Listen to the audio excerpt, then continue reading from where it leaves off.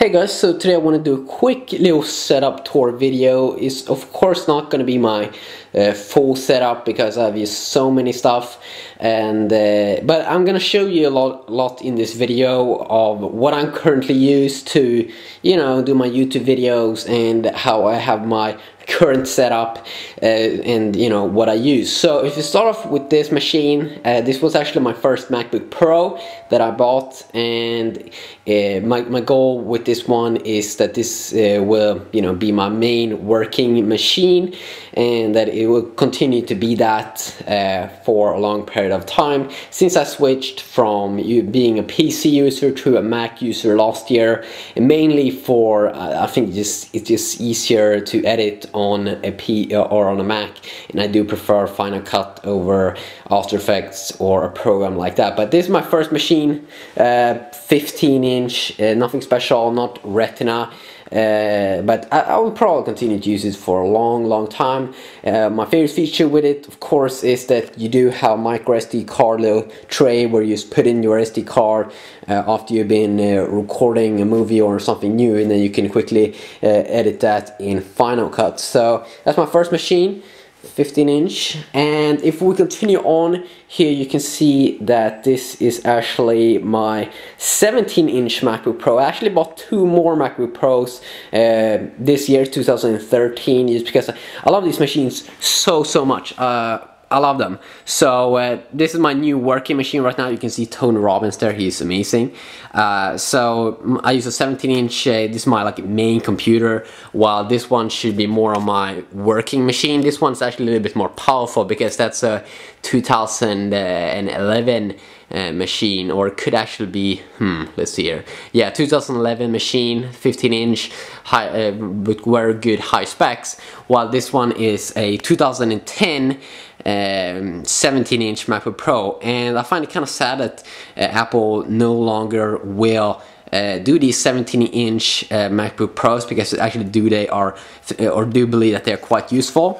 Now over here also I do have one of these little guys that I actually bought in Sweden at the place called Citygross, and it's actually an amazing speaker that is so much better than the built-in speaker that you get in MacBook Pros. So that one did cost around like 50 bucks or so, and it's just amazing how compact it is, and you can make it smaller if you want as well, but I find it amazing how good it is. Here you can see some cookies and me just taking some notes here. Of course it is Saturday today, so I don't work that hard.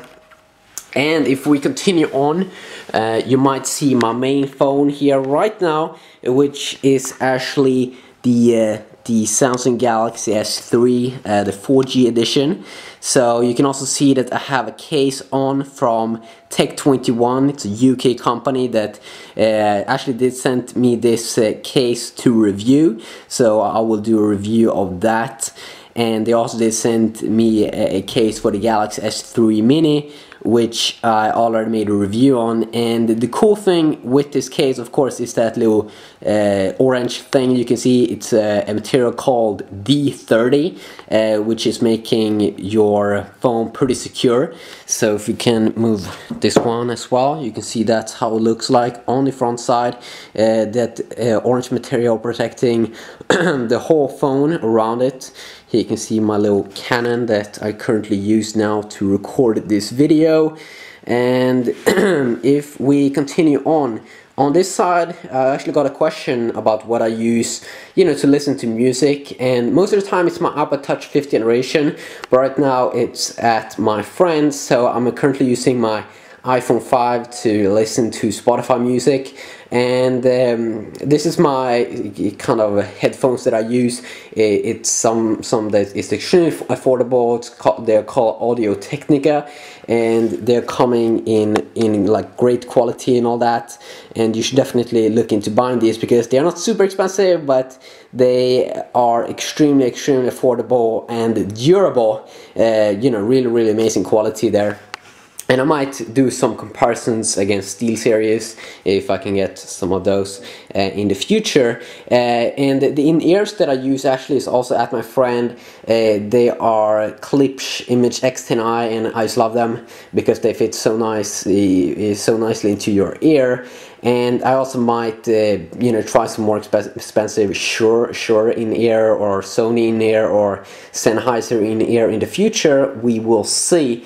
And then of course we do have my Samsung Smart TV. It's a 50-inch one, and I actually did buy this one mainly because it is white, and I love white. I think white is so amazing, so that's why I bought it. I do have, you know, 3 HDMI ports, a few USB ports, so I can hook in my SD card if I have a movie on it and quickly play it. Here you can also see the Samsung Smart Hub. You can also see I do have an Xbox there at the bottom, the Xbox 360, and then I also have, of course, my TV thing here from Tele2, so I can watch you know, sports and stuff, and, you know, just normal stuff. And soon, of course, it will be exciting here because the new Xbox will probably come, you know, I don't know the exact date, but it's going to be fun to see if I will replace my current Xbox with that one. I don't use my Xbox that much right now, but I might use it more in the future, and if I buy the new Xbox or get it to review, of course I can do a comparison with it. And then we also do have, I need to buy something so I can have like, I'm not sure how I want to have some computer connected to my TV in a good way, so I can easily download movies and then easily be able to watch them on my smart TV. And you can see right now I had to buy something that I can put a PC on because this doesn't look that good, but we do have over here, I did actually improvise here a little bit, we do have another MacBook Pro. Because as I did say earlier, I did actually buy 2 new MacBook Pros this year, the one that's 17-inch and one that you can see over here, which is a 15-inch one with anti-glare on, so you can see that it's white there, so you know it's perfect for the sun. And in here, in this little thing, I did put my subwoofer, and then it's a 5.1 surround system from Logitech, but I only do use 2 speakers right now because I think that you don't have to use more if you just have this simple setup.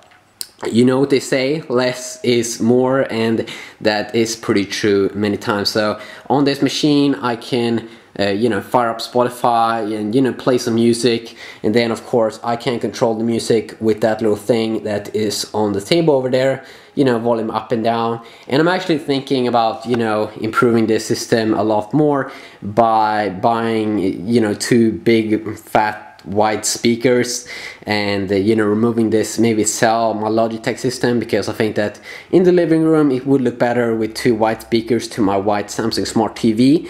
And then I'm also wondering, I'm still seeking for a good way to connect my MacBook Pro to my TV. What's the best way?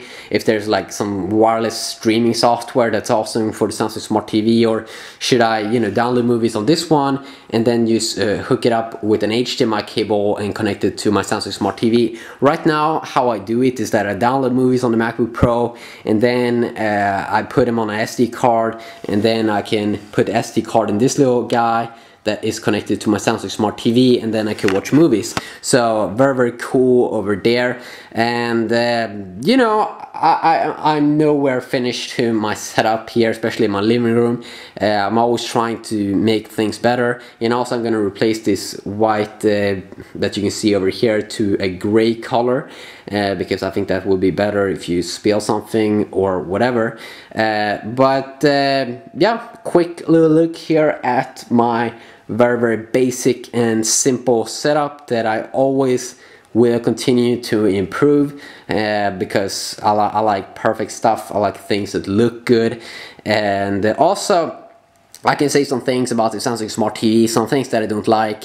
Definitely, you know, smart TVs, they need to get better in the apps. Like many apps is kind of horrible on the Samsung Smart TV, like the browser, it's extremely hard to move around, it's a slow browser. But I definitely do believe that now in the future, we'll probably will see or smart TVs coming out soon with you know, processors like a dual core, like a quad core processor, and then you know you will be able to do so much with your TV.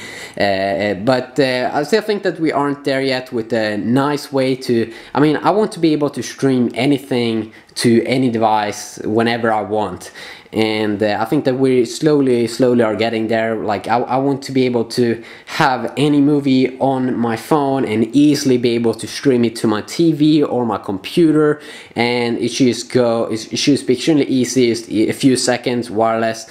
And you know, I don't think we're there right now, but yeah, this was just a quick look here at my setup. Very simple, and I will continue to improve it. So if you did like this video, please leave a like, and I might continue to do videos like these in the future. Yeah, have a good day.